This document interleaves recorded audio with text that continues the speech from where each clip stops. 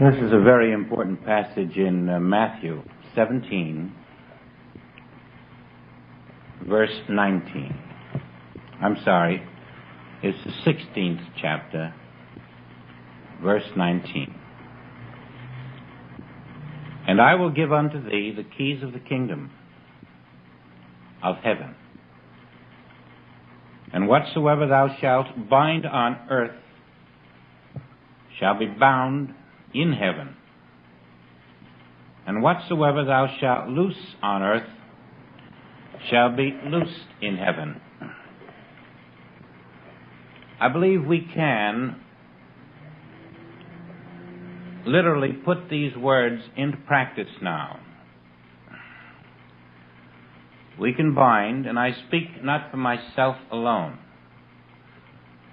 I'm speaking for all of us. We can bind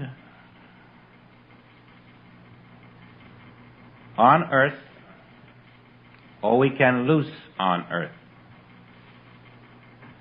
If we loose it in heaven, we loose it on earth. If we bind it in heaven, we bind it on earth.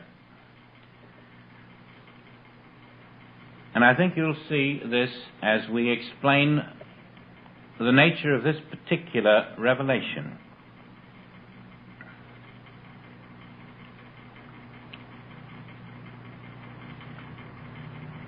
As we sit here this minute, something is happening that none of us are aware of. As you came from your car to this house, something happened that you were not aware of. And that same thing that happened then and is happening now has been happening every moment that you have walked this earth without your awareness of it. There's a device now that when you go into the bank, a photograph is made so that if by chance you should rob that bank, they have a photograph of you. Of course, as you walk into the bank, you're not aware that a photograph is being taken.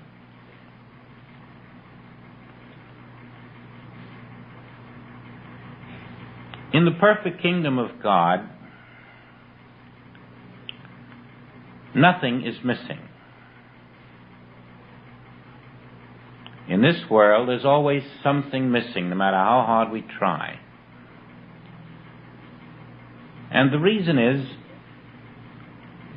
that right now, this instant, and every previous instant, your consciousness has been photographed, unknown to you. Every belief that you have is constantly being photographed. There is a cosmic machine which does this. It does it invisibly. And its process is a most amazing thing. Every belief that you have in your consciousness at this moment is under that cosmic camera. It will then take your belief, it will recreate that belief into atoms. You will then look at those atoms, reacting to them, and then into your life will come forms and conditions and persons.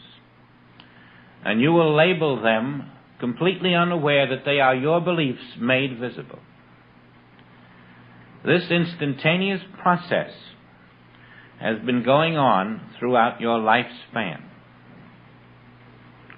Always, your belief is instantly photographed, processed into atoms, and then you react to your belief processed into atoms, bringing it into form, and these forms seem external to you, but they are your beliefs formed. I will give unto thee the keys of the kingdom, that whatever you loose in heaven shall be loosed on earth, and whatever you bind in heaven shall be bound on earth.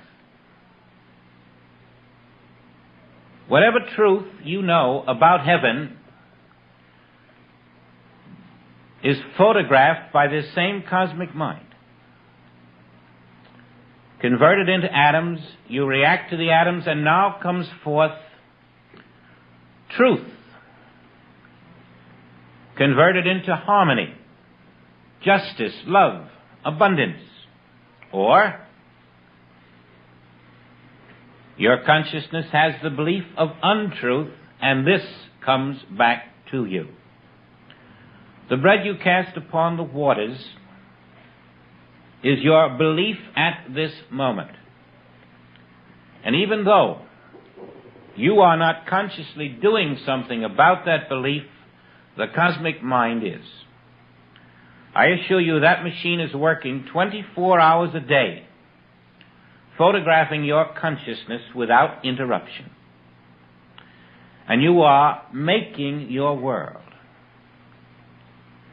Now, when you become aware of this, and you find as you test it, you'll see it's the truth, you can even think back a little and realize that every evil that has ever beset you was nothing more than your unconscious belief in evil, photographed by the cosmic mind, converted to atoms invisibly, and then set right before you for you to react to. And there's the evil that your conscious or unconscious mind had at the moment this cosmic photograph was taken. You bind the truth from heaven, and then the truth does not reach you on the earth. Or you loose the truth in heaven, and the truth does reach you on the earth. Heaven is your fourth dimension of consciousness, and earth is your third dimension of consciousness.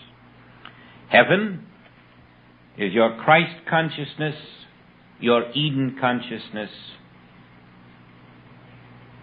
Evil, good, this world is your Adam and Eve consciousness.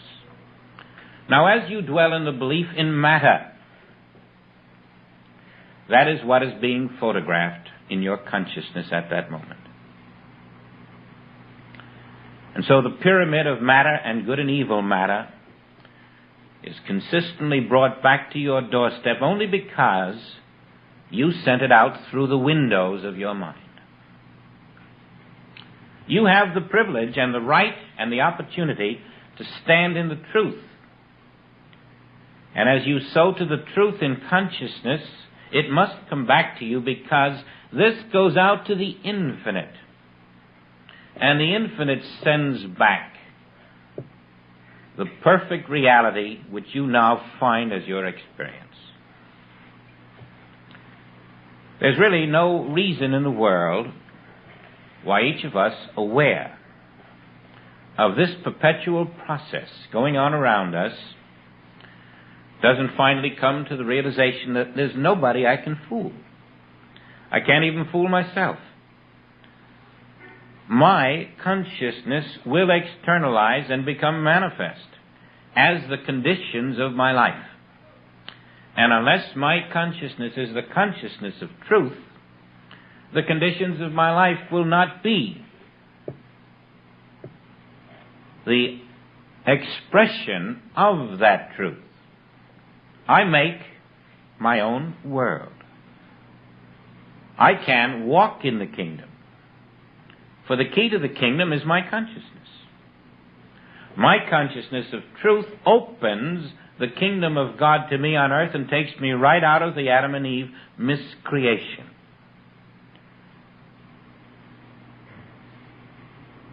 And so Paul says, pray without ceasing.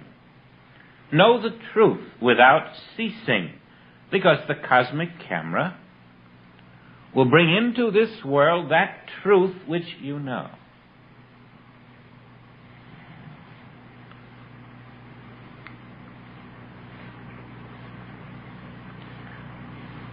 Just as the consciousness of an individual is photographed, so is the consciousness of a nation. You may not know your beliefs, but you'll know them soon enough by the things that happen in your life. You may not believe that you could murder. You may not believe that you could hate. But the consciousness of a nation can murder and can hate, and does. Do you see that you are being told now that you are in instant karma just by your thoughts?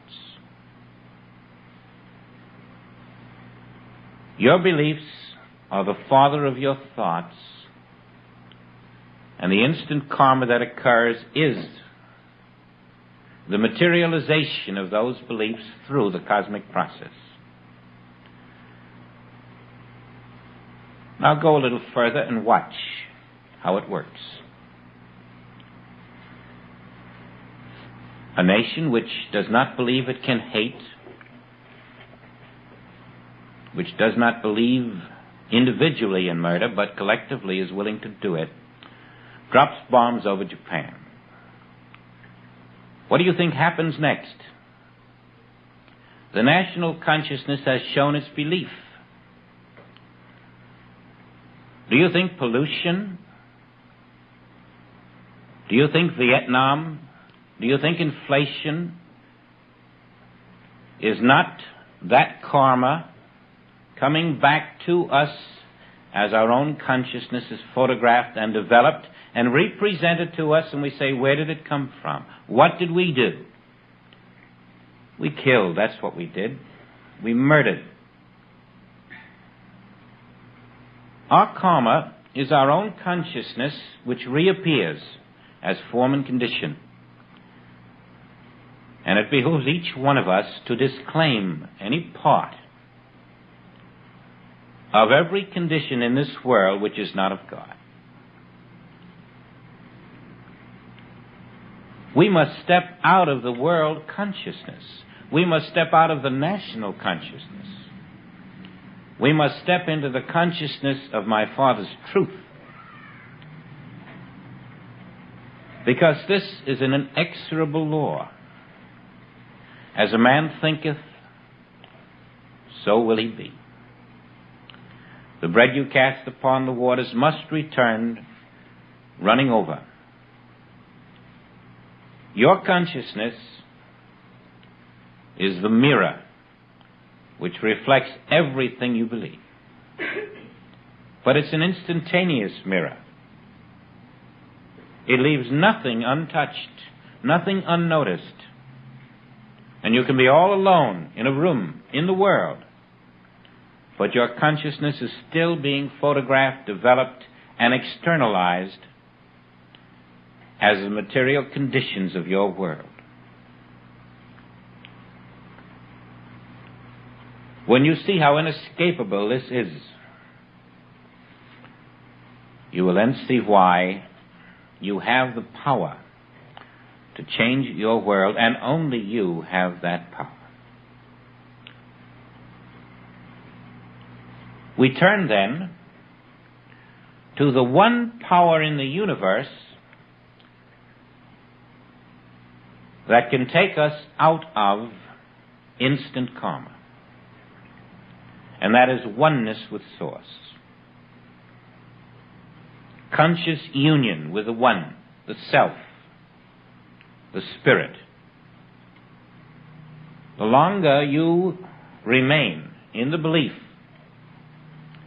of a material universe with material conditions, the longer will your material consciousness be the law of your being. The longer will you be separated from the grace, the perfection of reality. And knowing this, you can, at any moment, rest in the consciousness that God, being the one divine knower, Whatever the one divine knower does not know has no existence. The one divine knower knows nothing about a material universe which is healthy or sick, which is being born and being dying and dying and deceasing, which is up and down, which is happy and sad. The one divine knower knows nothing about the conditions of this earth. The one divine knower knows nothing except its own perfect spiritual universe. And no matter what besets you, to merely know that God knows nothing of this should make you say, then why should I know what God does not know? How can I know what God does not know? What is the truth? And as you know the truth, the reason it makes you free is because the truth now goes into the infinite camera. And that is what is developed, and that is what appears. Your consciousness of truth becomes the freedom of your being, because there is such a cosmic machine working day and night. Man's little inventions approximated the Polaroid in 60 seconds, or the photostat, the radar screen. All of these are man's attempt to imitate as best he can that infinite camera that is ever working, ever taking your consciousness and converting it into your experience. So let's not think we could hide. As a nation or as an individual, we cannot.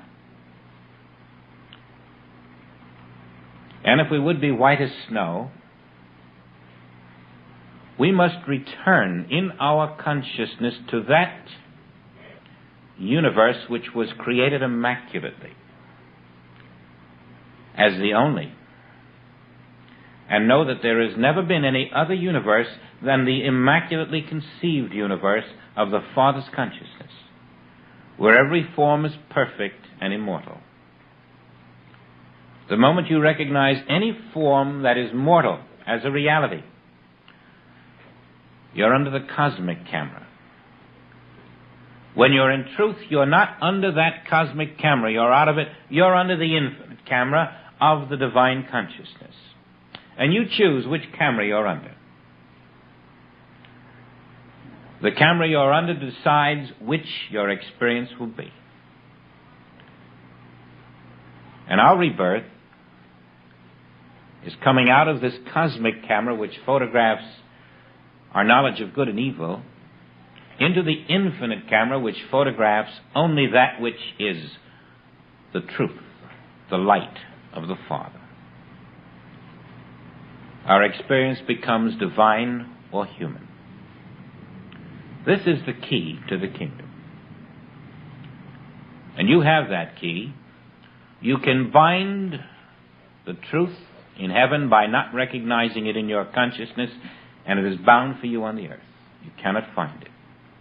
Or you can loose it in heaven by recognizing it in your conscious, and it is loosed on the earth for you and you alone. Your consciousness determines that.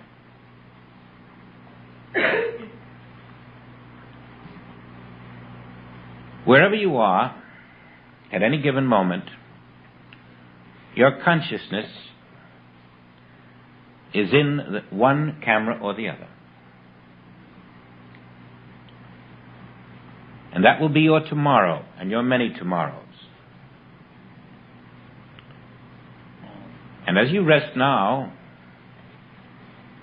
in your little 10-second exercise, you see when you rest in the first exercise that The Spirit of God fills all space. You're in truth. That cosmic camera is not working for you. Only the infinite camera is working. The counterfeit is off. The truth, the real, is on.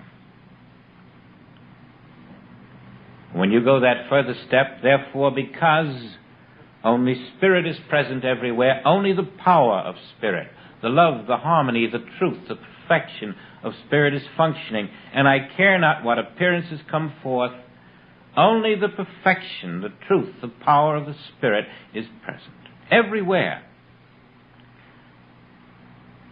You're looking through the war, through the disease, through the lack, through the limitation, through the massacres. No, they are not there. I will not let them into my consciousness because I know what is happening. Spirit is there, and the power of Spirit is functioning there. That is my consciousness. And that will be my experience. And then finally I can relax, knowing that my consciousness is being photographed infinitely, and the full force of the infinite will be flowing in all directions into my experience as the manifest, visible, tangible world in time. Because I know the law. There is nothing can change that law. You can depend on that law. And so start picking out of your consciousness the beliefs that are not true. All you're doing is perpetuating the manifestation of those beliefs. Come above your beliefs, above the words, above the thoughts about God, out of the concepts about God,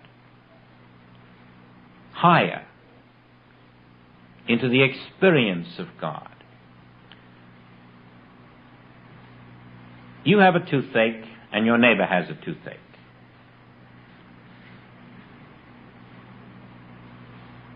Whose toothache hurts you the most? Yours. You may sympathize with your neighbor, but it doesn't hurt you. Yours does because it's an experience. But they're both toothaches. Nevertheless, the one you experience is the one you know more about. And so it is with God.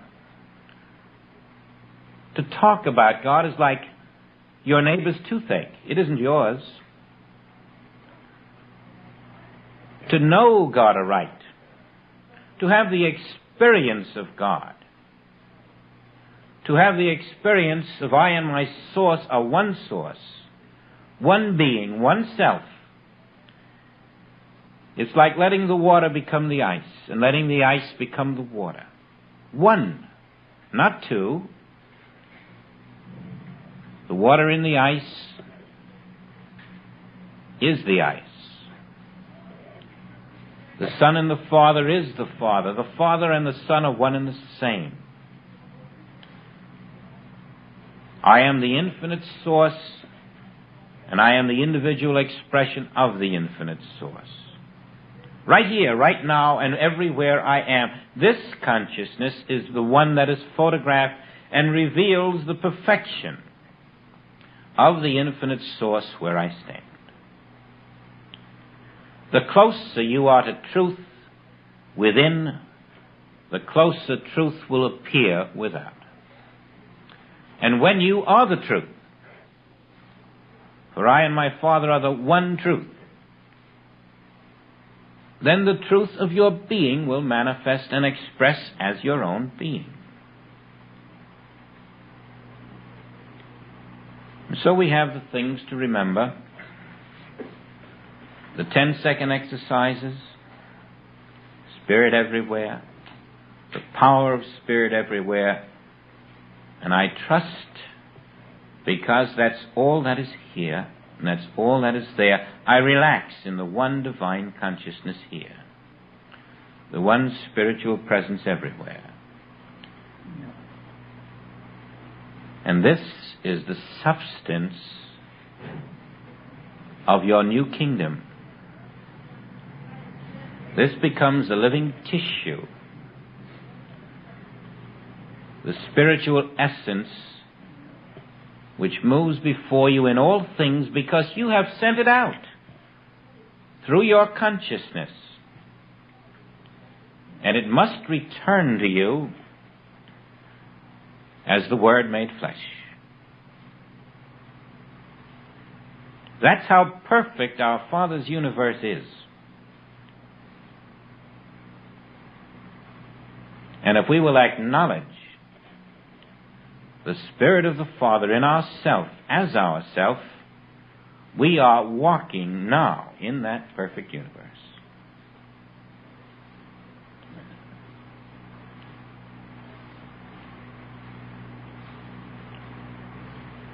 God knows all that must be known, and God is the Father within me. Within me is the perfect knower at all times. Within me is the Eden consciousness. And when Adam or Eve want to get busy, they will find no place in my consciousness. There are no serpents there. There are no opposites there. There is only what God knows. And the mind that thinks it knows more than God is cast out.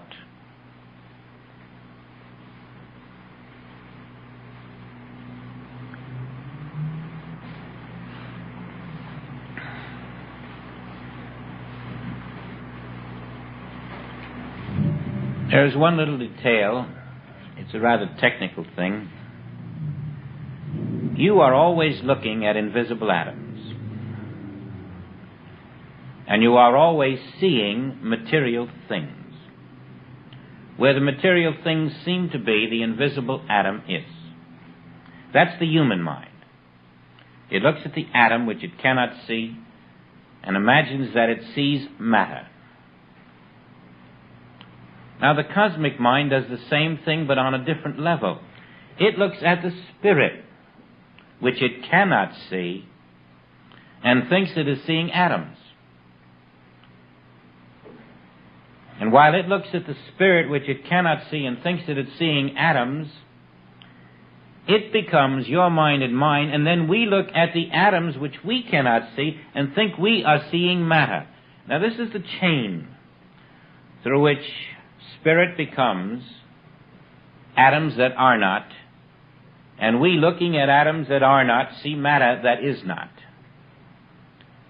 This is the double illusion of the Adam and Eve creation. And so, don't think for a moment that with your naked eye you're going to look out and see God's forms. You will not.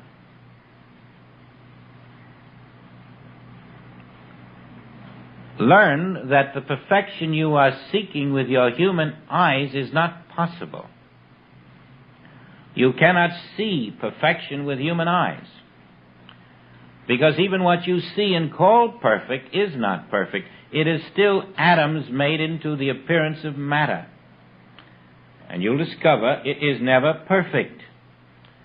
So do not make the mistake of spending the rest of your life looking for that perfection with human eyes.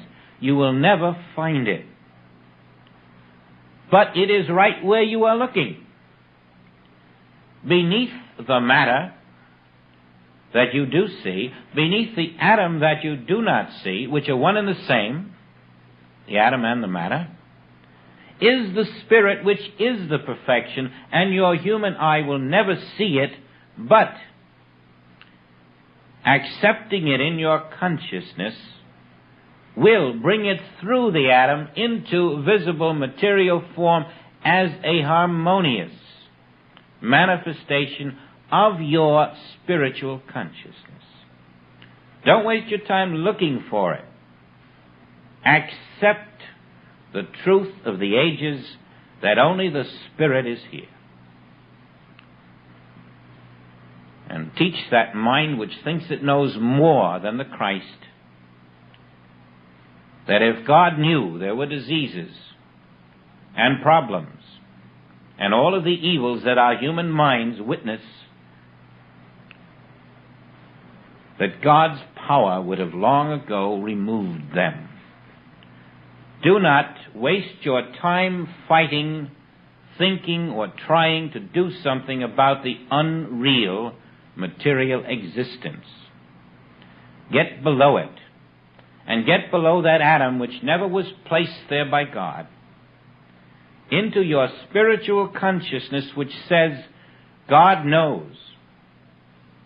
And what God knows is real. And what God knows is the only reality. And what God knows as the only reality is His perfection everywhere invisible. In that I rest, and that becomes my photographed consciousness appearing to me as my experience, and sometimes as the miracle of my experience. For then the absence of the evils of the material consciousness begins to show us that we have found the invisible miracle worker. The invisible consciousness of truth is the miracle worker.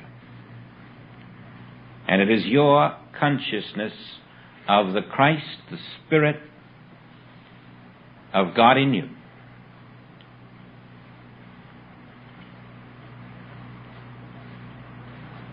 There never was an Adam and Eve on this earth. And their human contemporary counterparts are not on this earth either. Only the Spirit of God. When that is your consciousness, that will be your experience. Matthew 16, verse 19, the keys to the kingdom. Where your consciousness is, there is your experience. If your consciousness is in spirit, there is your experience.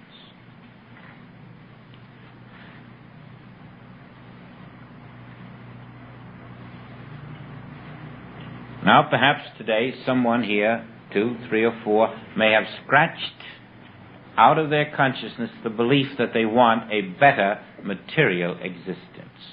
And if they have caught what the prophet of old was saying when he wrote this allegory of Adam and Eve.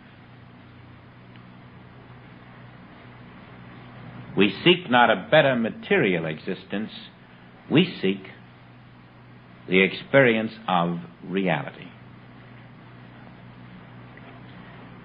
Next week is called Transcending Mind, and we have a good head start. Remember the 10-second exercises, those 3. Practice them frequently until you feel that you can literally swim on this invisible ocean without moving your arms, just treading water easily. God everywhere. God's power everywhere. And even if nothing seems to be happening at that moment, at least you're out of the mortal mind and its beliefs in good and evil.